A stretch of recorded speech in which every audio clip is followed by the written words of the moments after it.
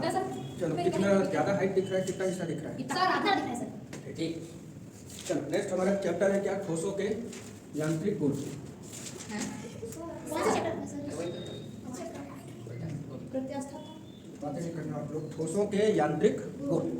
ठोसों के यांत्रिक गुण, यांत्रिक मतलब यहाँ देखो दो वर्ड है। ठोस मतलब कोई भी ठोस वस्तु होगा, है ना, जो अवस्था है वो कैसा होगा वस्तु का, ठोस अवस्था में होगा। यांत्रिक मतलब क्या है, किसी भी चीज में जब आप बल लगाते हो तो बल लगाने से उसमें कुछ ना कुछ तो एक्शन आएगा, तो कुछ ना कुछ उसका रिजल्ट मिलता है, उसको हम क्या बोलते हैं, यांत्रिक। बल लगाने से जो हमको परिमाण मिले उसको ही, ये दोनों के स्टडी को, ये दोनों के अध्ययन को हम क्या बोलते हैं, यांत्रिक। और गुण मतलब कि ये जो रिजल्ट आया है, ये परिमाण जो आया है, ये किस तरह का होगा, ठीक है, उसको हम बोलेंगे गुण। जैसे एग्जाम्पल के लिए मान लो हमारे पास ये एक ठोस वस्तु है, ठीक है। अब इस ठोस वस्तु का क्या क्या हमारे पास, ऐसे देखें तो लंबाई है, ऐसे बीच वाला हिस्सा देखो तो चौड़ाई है ना, ये वाला हिस्सा। अब इसमें मैं कितने तरीके से बल लगा सकता हूँ, दो तरीके। कैसे कैसे? एक चौड़ाई साइड से और एक लंबाई से। देखो बल कितने तरीके से लगा सकते हो, उसी को हमको इसमें पढ़ना है। एक तो ये दोनों हिस्सा को पकड़ के मैं ऐसे खींचूं, तो चलो मैं तो नहीं खींच पाऊंगा क्योंकि बल हमारा कम है। इसी दोनों साइड में अगर हम लोग मशीन से हाइड्रोलिक्स लगा के क्या करें, खिंचाएगा ये, क्योंकि मेटल का बना हुआ है। यही हाइड्रोलिक में हम क्या करें, दोनों साइड से इसको दबाएं, तो या तो खींच सकते हो या तो दबा सकते हो। तो पहला आप काम कर रहे हो, कोई भी ठोस है आपके पास, तो इस ठोस में आप इधर से ऐसे, या तो दोनों साइड से हम इसको खींचें या तो दोनों साइड से दबाएं, दबाव उत्पन्न करें, ठीक है। तो ये एक तरीका हो गया बल लगाने का। दूसरा तरीका कैसा हो गया कि इसके ऊपर से नीचे से, जैसे यही मार्कर है, चारों तरफ से अगर इसमें मैं बल लगाऊं तो इसका ये वाला हिस्सा में चेंज आएगा। ठीक। तीसरा क्या है, हम इसमें तिरछा बल लगाएं। कैसे, ऐसे है ये अभी, इसमें मैं देखो ऐसे यहाँ से बल लगाऊं ऐसे, तो मुड़ रहा है ये। तो इतने तरीके से, 3 तरीके से आप बल लगा सकते हो, तो 3 तरीके से इसका रिजल्ट भी होगा। उन्हीं का जब हम अध्ययन करें, कितना बल लगाने से कितना परिवर्तन होगा, उसको हम क्या बोलते हैं, ठोसों के यांत्रिक गुण। आया समझ में ये? नेक्स्ट है, इसी में पहला चीज आपको सीखना है प्रत्यास्थता। प्रत्यास्थता, ठीक है, इंग्लिश में बोलते हैं इलास्टिसिटी, ठीक है। प्रत्यास्थता क्या बोलेंगे, क्या, इलास्टिसिटी। अब ये प्रत्यास्थता का मतलब क्या है, ये देखो, अगर मैं सोचो इसमें बल लगा रहा हूँ अभी, है ना, ये बल लगाया, बल लगाने से मुड़ गया। अब जैसे ही छोड़ूंगा क्या होगा, ये फिर वापस अपनी अवस्था में आ गया, ठीक है। तो फिर बल लगाए, फिर वापस अपनी अवस्था में आ गया। तो देखो जब आप बल लगा रहे हो तो इसकी अवस्था में परिवर्तन हो रहा है, लंबाई में, चौड़ाई में, या फिर जो भी इसका सीधा है वो तिरछा हो जाएगा। किसी भी चीज में आप बल लगाओगे तो कुछ ना कुछ उसमें परिवर्तन होता है। और वो परिवर्तन देखो, इसमें जैसे मैं बल लगाऊं तो ये भी मुड़ेगा ऐसे, ठीक है। कोई रिफिल वाला पेन रखे हो? हाँ सर, उसी में तो निकलेगा सर, मेरे पास रिफिल है सर। चलो सर, ये देखो, ये अभी हम इसमें जैसे ही बल लगाएंगे ये मुड़ गया। अब मुड़ने के बाद मैं छोड़ूंगा तो वापस सीधा हो गया, मतलब अभी ये प्रत्यास्थ है। लेकिन सोचो अगर मैं एकदम से मोड़ दिया इसको, बहुत ज्यादा मोड़ दिया, क्या एकदम अपने वापस स्थान में आ पाएगा? नहीं आ पाएगा। सीधा हो पाएगा क्या? नहीं आ पाएगा। तो कोई भी वस्तु में जब आप बल लगाते हो, बल लगाते हैं तो उसमें किसी तरह का परिवर्तन आए, उस परिवर्तन को हम विकृति बोलते हैं। उस परिवर्तन को क्या बोलते हैं? विकृति। किसी भी वस्तु में जब हम बल लगाते हैं, बल लगाने से उसमें जो परिवर्तन होगा उस परिवर्तन को क्या बोलेंगे? विकृति। तो वस्तु में बल लगाकर हम उत्पन्न किए विकृति, जैसे ही बल को हटाओगे तो वापस अपनी प्रारंभिक अवस्था में आ जाना, वस्तु का यही गुण कहलाता है क्या? आया समझ में? वस्तु में जो परिवर्तन लाओगे उसको बोलेंगे विकृति। इंग्लिश में डिफॉर्मेशन बोलते हैं इसको, डिफॉर्म करना। लंबाई में परिवर्तन कर दिए, चौड़ाई में कर दिए, या फिर बैंड कर दिए, तो क्या कहलाएगा? विकृति। और जैसे ही बल हटाओगे तो वापस अपनी प्रारंभिक अवस्था में अगर आ गया उसको बोलेंगे प्रत्यास्थता। वस्तु के उस गुण को बोलेंगे प्रत्यास्थता। और वैसे वस्तु को जो अपनी प्रारंभिक अवस्था में आ सकता है उसको कौन सी वस्तु बोलेंगे हम? प्रत्यास्थ वस्तु। आया समझ में? देखो कुछ टर्मिनोलॉजी है, इन सबको समझ के रखेंगे जो बार बार आगे यूज होगा। तो पहला चीज क्या सीखे? विकृति। फिर विकृति अगर हो रहा है उसको वापस प्रारंभिक अवस्था में आ गया तो क्या बोलेंगे? प्रत्यास्थता। वस्तु का गुण क्या कहलाएगा? प्रत्यास्थता। वही उस वैसे वस्तु को बोलेंगे हम प्रत्यास्थ वस्तु। अच्छा बताओ, यही काम अभी मैं अगर इसमें करूं तो एक लिमिट तक ये भी प्रत्यास्थ होगा, उसके बाद चलो ये बेचारा टूट गया है, ठीक है, थोड़ा सा और में पूरा टूट जाएगा। तो ऐसी वस्तु, अच्छा बताओ, एक कागज में मैं बल लगाऊंगा ऐसे तो फट जाएगा ये। तो ऐसे वस्तु जिसमें आप बल लगाओ तो विकृति उत्पन्न हो और विकृति हमेशा के लिए रह जाए, ठीक है, वापस अपनी प्रारंभिक अवस्था में ना आ पाए, वैसे वस्तु को हम क्या बोलेंगे? अप्रत्यास्थ वस्तु। क्या कहलाएगा वो? अप्रत्यास्थ वस्तु। समझ में आया? किसी भी वस्तु को हम कितने टाइप से, जैसे यांत्रिक गुण के हिसाब से किस प्रकार से डिवाइड कर सकते हो ठोसों को, या तो प्रत्यास्थ होगा ठोस या तो अप्रत्यास्थ होगा। ठोस को हम दो तरीके से डिवाइड कर सकते हैं, ठीक है? समझ में आया? इसमें आगे देखो, ये जो बल, हाँ, जो आप उसमें बल लगा रहे हो बाहर से जो बल लगाते हैं उसको बल ही बोलेंगे, और जब वस्तु जो बल लगाता है उसको प्रतिबल बोलते हैं।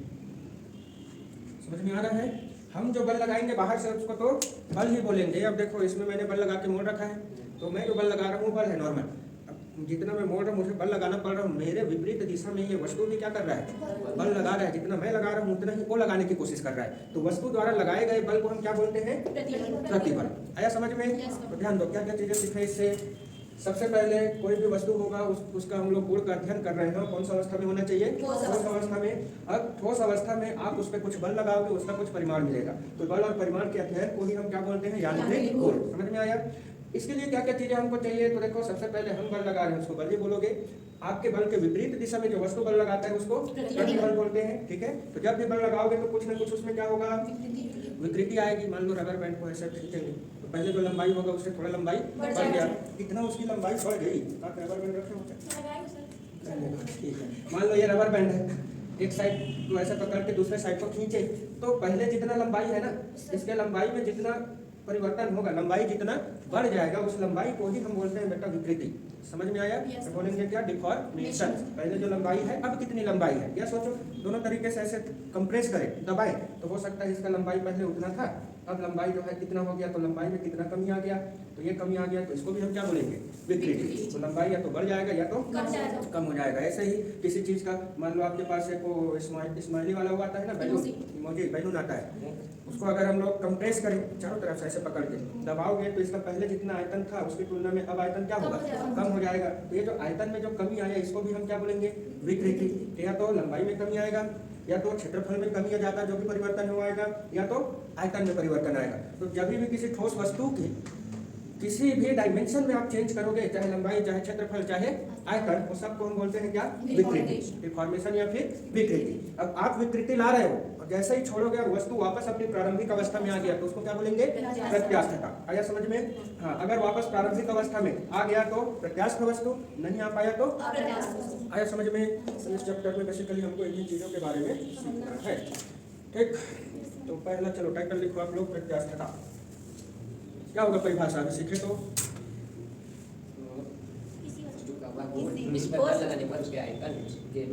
बल लगाने से विकृति उत्पन्न हो और वापस अपनी प्रारंभिक, बल हटाने से वापस अपनी प्रारंभिक अवस्था में आ जाए, उसको बोलेंगे। लिखो चलो, प्रत्यास्थता किसी वस्तु का वह गुण है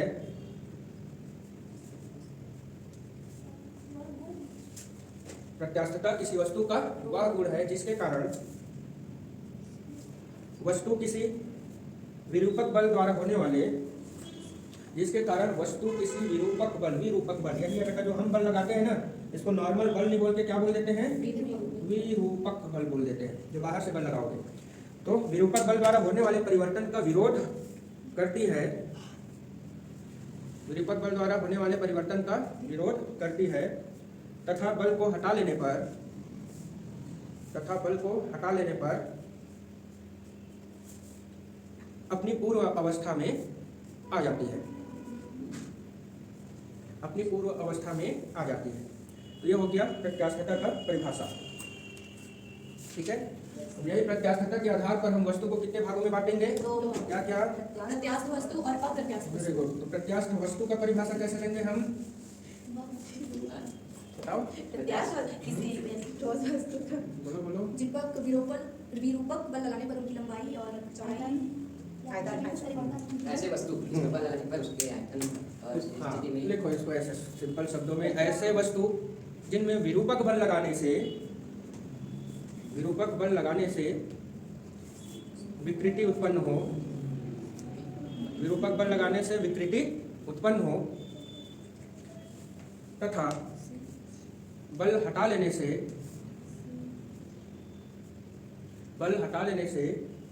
वस्तु अपनी प्रारंभिक अवस्था में पुनः लौट आए। हाँ, वस्तु अपनी प्रारंभिक अवस्था में पुनः लौट आए। विरूपक बल हटा लेने से वस्तु अपनी प्रारंभिक अवस्था में पुनः लौट आए, ऐसे वस्तुओं को प्रत्यास्थ वस्तु कहते हैं।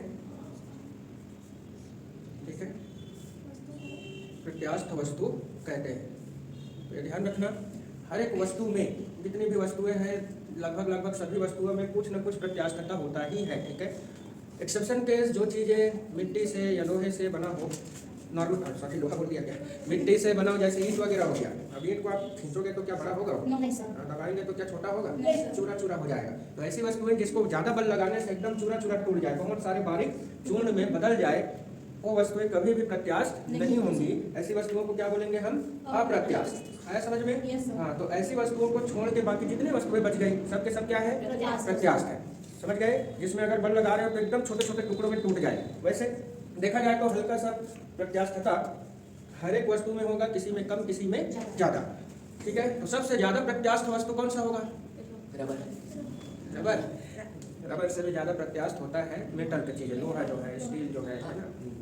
हाँ तभी तो बोला। हाँ, प्रत्यास्थ मतलब समझ रहे हो, वो कितना खिंचा रहा है वो नहीं, मतलब सर बहुत खिंचाएगा तो ठीक, जितना खिंचाए बट वापस वही लौट के आना चाहिए, तभी वो प्रत्यास्थ है। जितनी पहले लंबाई है अभी उतनी ही होनी चाहिए। तो स्टील वगैरह ऐसा एग्जाम्पल है, स्टील या लोहे। सोना चांदी। हाँ, ये सब ऐसे हैं जो ज्यादा ज्यादा हाँ, सबसे ज्यादा प्रत्यास्थ में बोले तो स्टील में लेंगे। ठीक है, आया समझ में? दूसरा लिखो अप्रत्यास्थ। इसका तो सिंपल परिभाषा होगा। अच्छा, उसका एग्जाम्पल लिखने की जरूरत है क्या? No sir. ठीक है, अप्रत्यास्थ। अप्रत्यास्थ का ही दूसरा नाम प्लास्टिक है भाई। सुगंध भी तो प्लास्टिक समझे आसो? इसको बोलेंगे प्लास्टिक।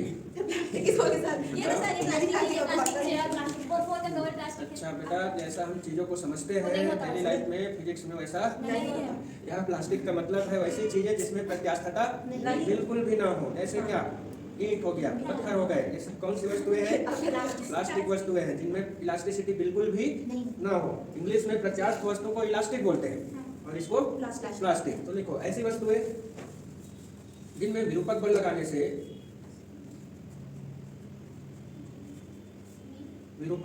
से विकृति हमेशा के लिए उत्पन्न हो जाए। विरूपक बल लगाने से विकृति हमेशा के लिए उत्पन्न हो जाए। तो प्लास्टिक विरूपक बल लगाने से क्या, विकृति हमेशा के लिए उत्पन्न हो जाए, उनको अप्रत्यास्थ प्लास्टिक या सुघट्य वस्तुएं कहते हैं। ठीक है, उदाहरण के लिए क्या क्या आंसू बताओ। मोम हो गया सर। मोम हो गया, और पत्थर, और सर वो भी तो हो गया था। और सुघटना भी बोलते हैं। सुघटिया। साबुन भी हो गया, मोम हो गया, ये सब एग्जाम्पल है। ठीक है, तो प्लास्टिक मतलब ये प्लास्टिक नहीं जो समझते हो। ठीक है,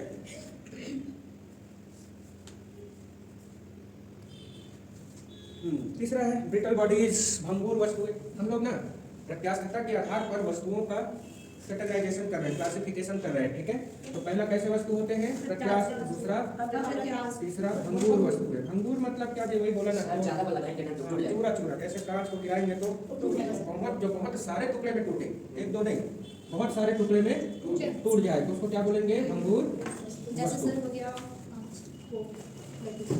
कांच का गिलास, कांच का प्लेट। चलो देखो इसके बारे में। वे वस्तुएं जो विरूपक बल लगाने से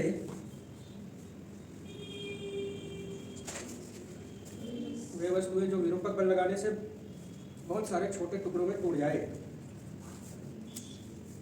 विरूपक बल लगाने से बहुत सारे छोटे टुकड़ों में टूट जाए, ऐसे वस्तुओं को भंगुर वस्तुएं कहते हैं।